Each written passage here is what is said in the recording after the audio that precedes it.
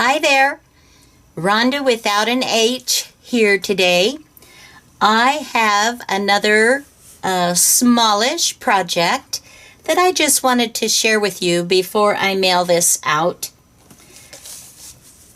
I came across some wonderful vintage papers, and this was a Harper's Magazine advertiser, and I made an envelope out of it.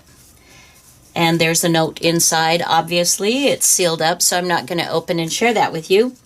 But I did want to share with you this little journal, a mixed media fabric and lace paper journal that I made.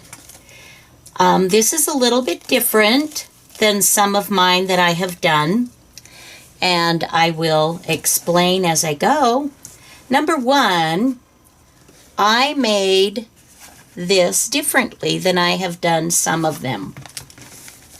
My actual journal pages are here. I'll set those aside for just a minute so I can show you the cover. It just sets inside like this, and I've just wrapped it. I did attach some of my dyed seam binding. So it's just a really fun, easy thing to do, and I was able to use more of my Harper's Magazine, and I covered everything. Well, first of all, it was coffee dyed, and then these papers, and then I added some of the vintage dictionary pages and Harper's Magazine pages, and then I put Mod Podge on top of it. You can do whatever you want. And then I do let's see. Well, I don't have it here right handy, but then I just use a wax candle, an old wax candle, and I just cover everything so that it doesn't stick. You know, when you put some type of Liquitex Medium or Mod Podge or some of those others, they have a tendency to be a little sticky unless they've dried a really, really long time. And so when you put them together, it might pull up other parts. And so if you cover it with a nice wax, a candle, a beeswax, there are probably other things you can do too, but that's just what I do. Okay, so let's just set this little goodie aside, and I will show you my pages. This is a combination of fabric and paper, little bits of lace, some images, just a fun little journal. And we've done a little embellishment with our paper clip here. You can see that.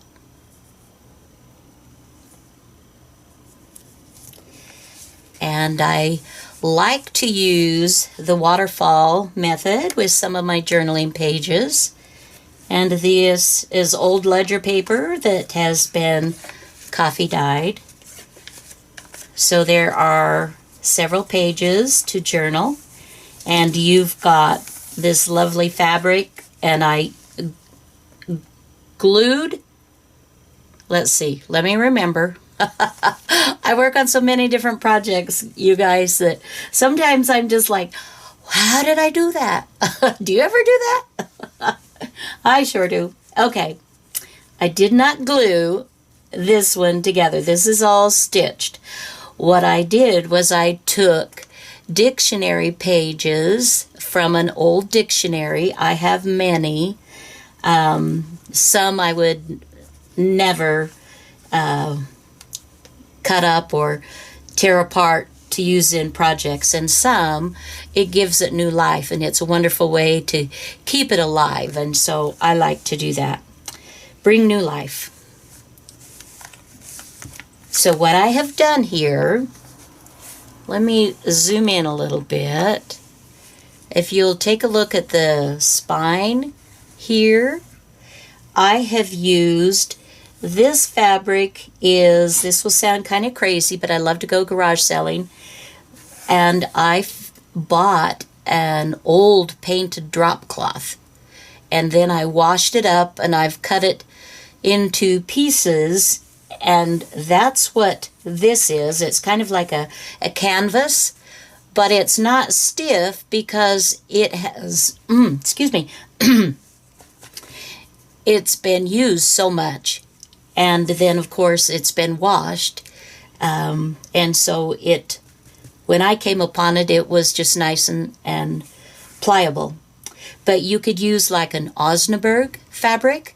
You could use a nice, good muslin. You know, there are tons of things you can use for that. But what I have done, let me take it out again a little bit so you can see the whole book. And let me explain just a minute here. So, I carefully took some of the signatures apart in my dictionary. And then I cut the threads as it was sewn together, and I carefully removed them. And it comes, you have one page on this side and one page on this side in your dictionary. And so I carefully removed it, and that gave me 2 pages, well, 4 pages, front and back, but 2 sides, and they were still together because I was careful. There were little holes where the threads had gone. And then I continued to do that with other pages. Then what I did was I would do my decorating on 2 of the pages on the fronts, or, you know, one side on both sides. And then I would proceed with another 2 pages of dictionary, and I would decorate those on one side and then the other side on the same. I would not do the backs. So 2 sides are decorated. 2 sides of the same paper are decorated, and 2 sides of the same paper are plain. And then what I did is, so let's take this one. So I decorated this page and I decorated this page, and then I took 2 more and did the same. And then I took 2 of these together and I stitched all the way around everything. And then that gave me 2 other decorated pages. When you're stitching using paper and fabric, you really need to have, if you don't want stitching to show through on this side, which I didn't, then you have to do it that way. And it's a good thing anyway because it makes your pages a little more sturdy. And so that's what I did. Okay, so we've got the little waterfall pages here.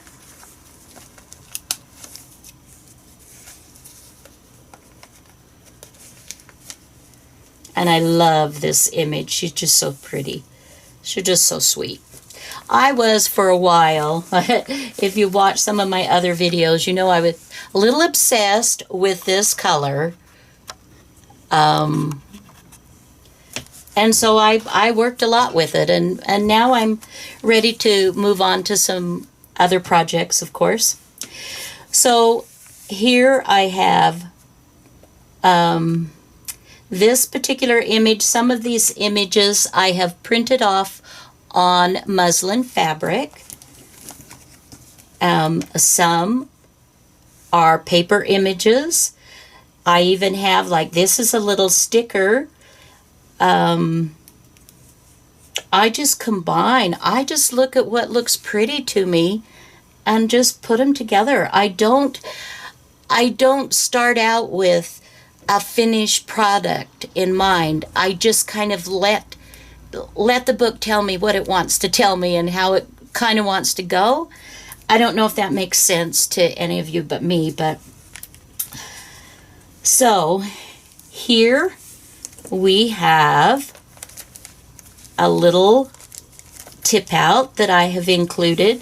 This is a lunch, the white lunch sack bag that I like to use. Love the sound. You know I love the sound of these crinkly things. So I've made some fun tags and dictionary pages here. Fun image. And here we have a bit of a not a napkin, but a handkerchief.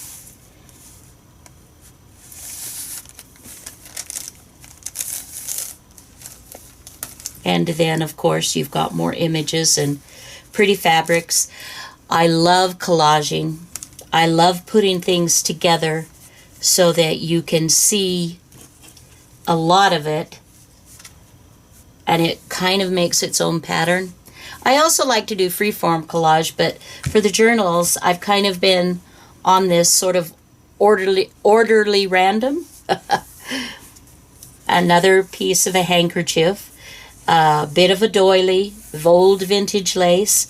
I made this one to be a pocket, so you've got some pages that you can journal and tuck inside. This is a corner of a gorgeous, oh guys, this lace is so amazing. Someone hand crocheted this on a handkerchief. Can you just, oh, yum. A little bit of spots here for journaling. Another place for journaling. And here's the center. I love these little hearts. This one I put together with string. It's just one signature. And of course I have my strips that I told you about. So this gives it extra strength and sturdiness and makes it really fun and pliable. This is some it's a vintage piece of scarf, actually, that I have been using on some of my projects that I've just kind of ruffled up here and zigzagged a little bit. This is one of the glassine bags. Some more journaling spots. And then another pocket over here. You can see the paper comes out. You can put all kinds of things in there. More journaling, more journaling, more ruffles, vintage ladies. Can you see that? Have I made that difficult? Let's see. Just a touch. I hope this is showing up okay. And then my last two on here. More journaling.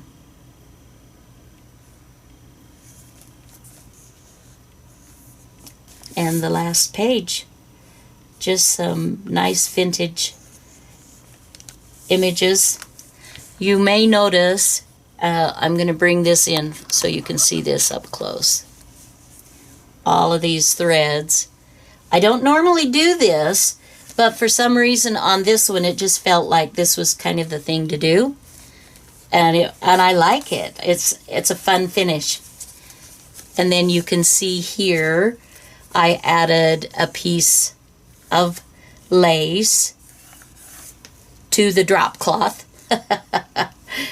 And I bound this by hand with string that I also found at a garage sale. I love to reuse, repurpose, give new life to something. Thank you for watching. I hope you enjoyed it. Have a fabulous day. Bye now.